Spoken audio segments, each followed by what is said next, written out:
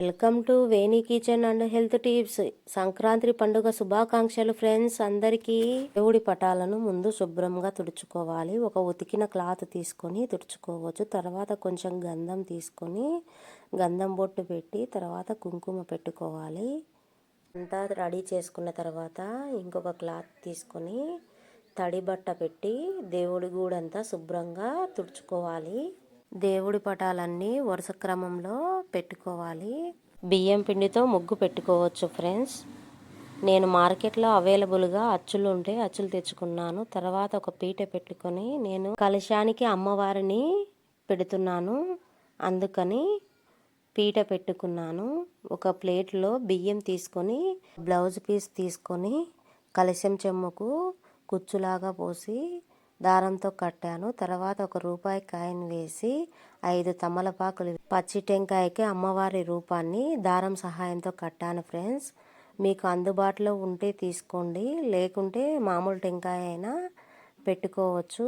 మాకు మా చెట్టుది ఉంది కాబట్టి తీసుకున్నాను. తర్వాత ఒక బ్లౌజ్ పీస్ వేసుకోవాలి. గంధం పెట్టి కుంకుమ బొట్టు పెట్టాలి.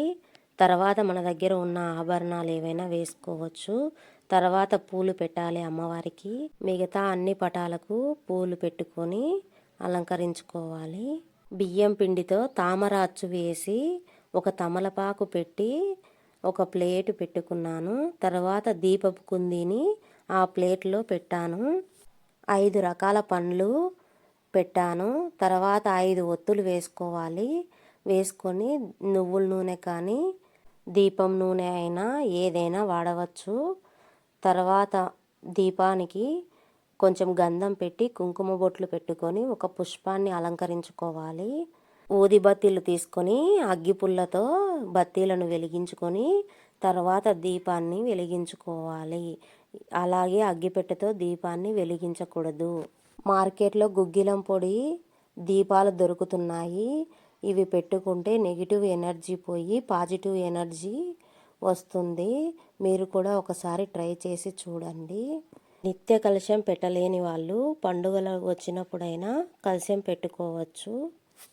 దేవుడికి 2 పళ్ళాలు వేసుకోవాలి, ఒకటి వేసుకోకూడదు.